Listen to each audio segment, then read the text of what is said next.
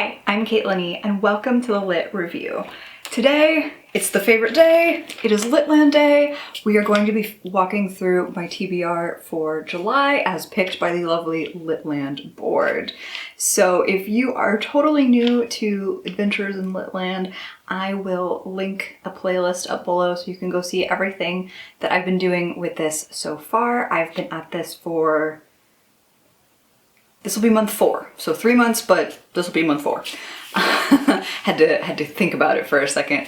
But so yeah, this is LitLand, and the first one, April, has the whole board tour and the rules of the game explained really well. But the really quick TLDR of this is that I will pull 5 cards, and the cards will have a little colored square, and that'll tell me what genre I'm going to pick from and how many I move forward. And I can't buy more books until I get a book haul.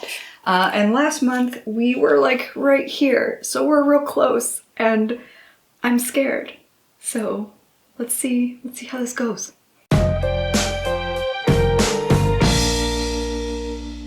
Before we get started with July's game, I want to check in with you about June, because I do have some punishment rules, which, you know, are not going to take an effect this month, but for transparency, I need to check in with you.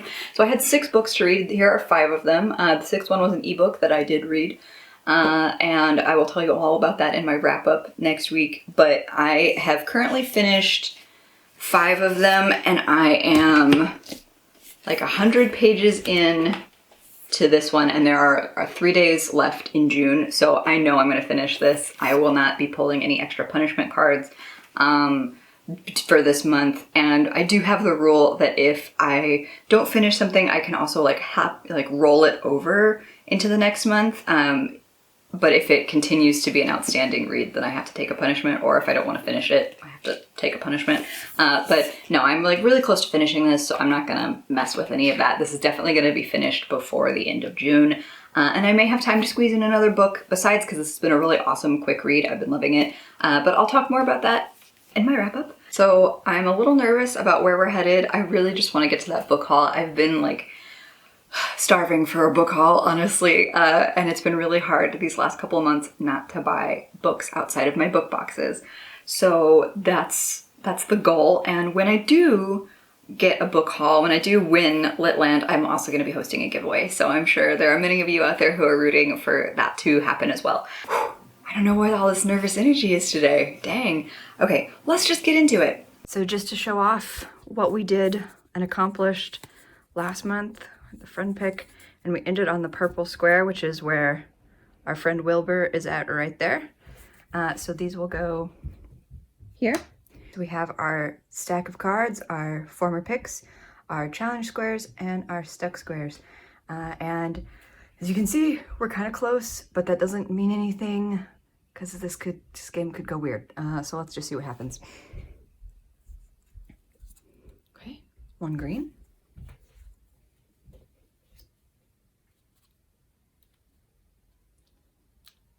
Okay, so our first one was 1 green, which is a historical. And I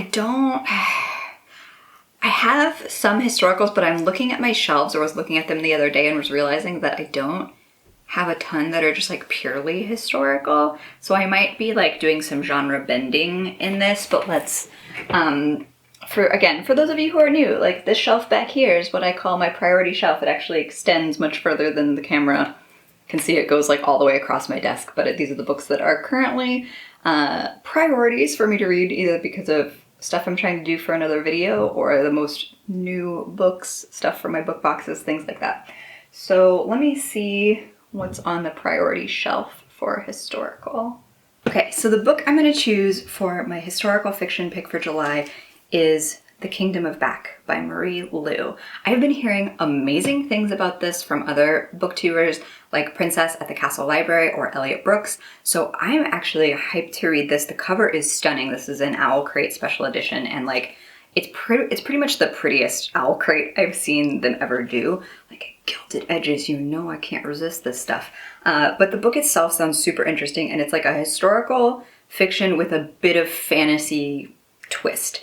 And it follows a little-known figure in history, Wolfgang Amadeus Mozart's sister. So the main character is Nannerl Mozart, and she is a really prolific and brilliant composer in her own right, but because of the times that she lives in, she is limited in what she can actually do. Like, she can't, by the dictates of society, she cannot be a composer in the same way her brilliant younger brother can.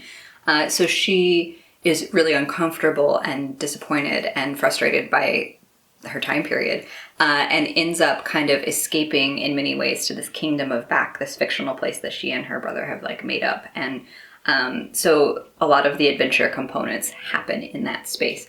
So that's all I know about it for now, and I may be misrepresenting it, because if you know me, I try to give the best synopsis that I can under the circumstances, but I don't go in knowing a lot about books. I just kind of roll with what I can glean from the inside cover and try not to read that even too closely. But this looks like a lot of fun, and really it's just one of the most beautiful books I own currently, so I'm very excited to be able to actually read it and give it the love that it deserves. So this is going to be my historical pick for July. 1 orange.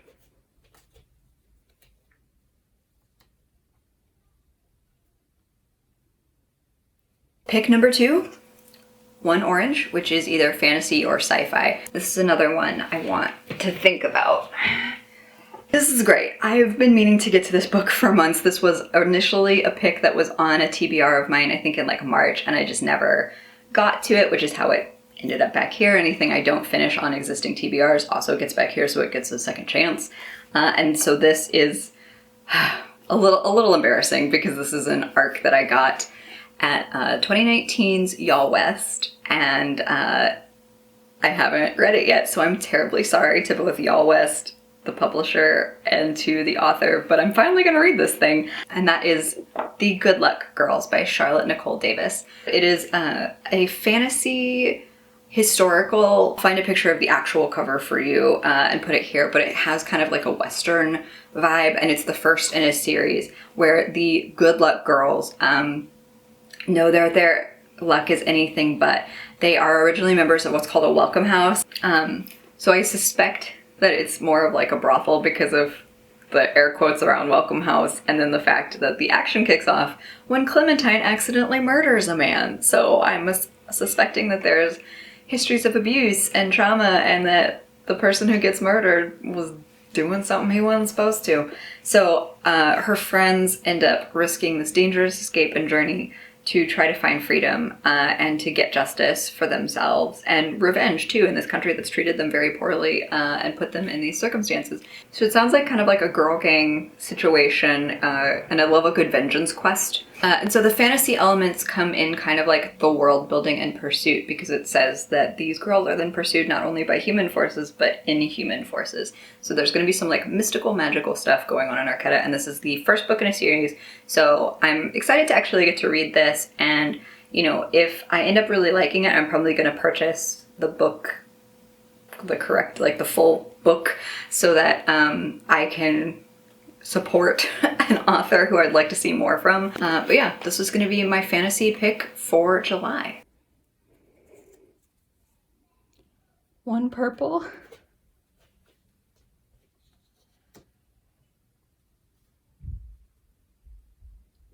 Is it just me, or is watching this like super stressful right now?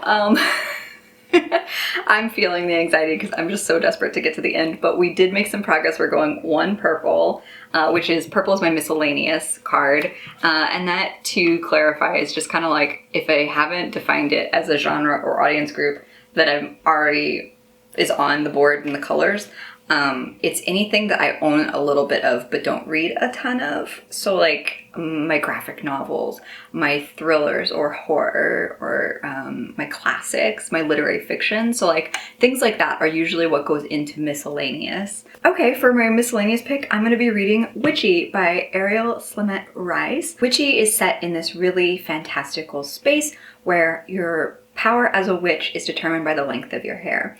Now, people with long hair are part of the Witch Guard and like protect people and the nation, but if your hair is too long, you're considered an abomination or hunted down. So there seems to be like a really fine line between what's good and not. And I'm sure that will be really pointed out and engaged with. But it's beautiful. Like the art style is just really cool. So like I really love the contrast of like the really bright saturated colors that are in this within some of like the saturated blacks for dramatic impact, but some of the other pages just still have like the white. And so it's like, it's really beautiful art. And I'm into the concept of this, like the idea that your hair and the length of your hair impacts your power is really cool. So this came in, I think, April's Olive Crate. I can't remember specifically, but this is gonna be a great pick for my Miscellaneous, and I'd be happy to have a graphic novel in my July TBR. Okay, another purple.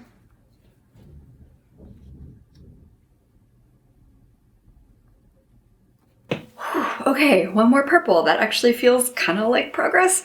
We're so close, and I'm so scared. So one purple, another Miscellaneous pick. I had to get creative here, but I do think since my TBR currently is looking a little like, not light, I won't say light because it's still gonna take me a while to read things. I've slowed down since I started my job in April, but I do kind of want to tackle something that's a little heftier.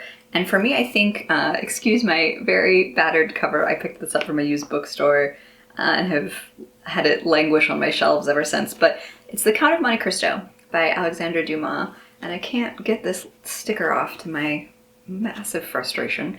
But so I've always wanted to read more Alexandre Dumas. Like this was, were you ever in school and like didn't read books on purpose because you're like, oh, I'm probably just gonna read that in a class and I wanna experience it for the first time? That may just be me being a little weirdo. It's kind of hard to say, but that's why I haven't read a ton of him, because I just thought like, oh, I'll read him in college and I want to experience it for the first time. But I'm out of college now, so time to get reading on my own. So that's how I feel about most of my classics.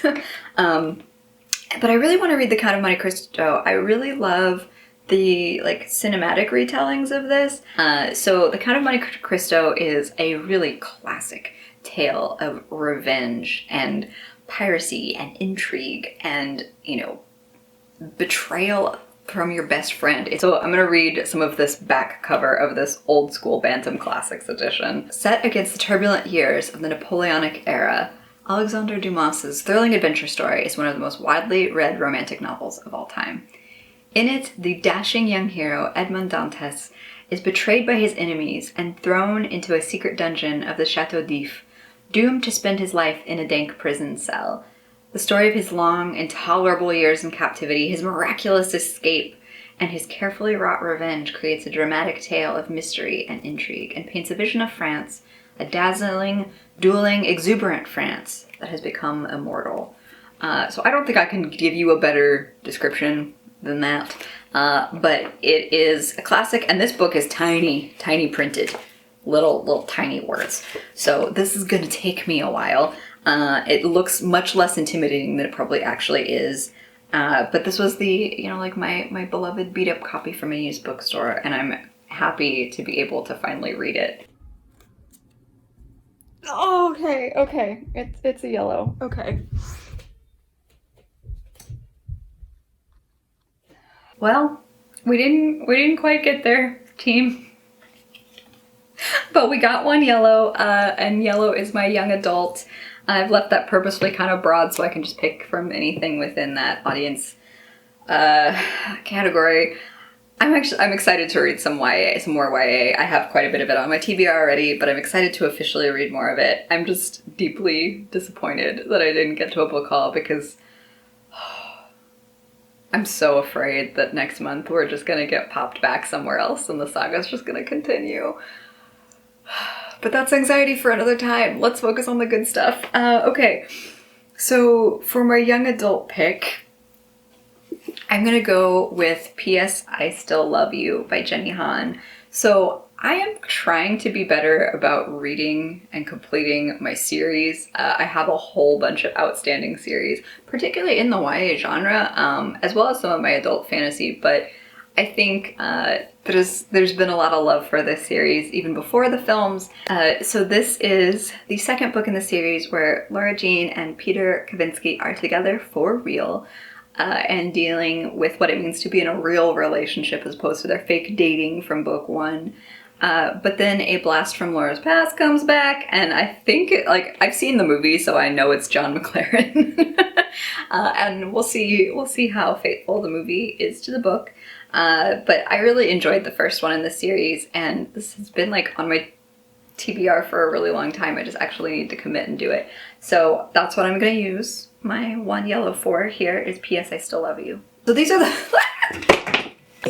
So these are the 5 books I will be reading in July. I'm really excited about them, and I think it's going to be a really good balance.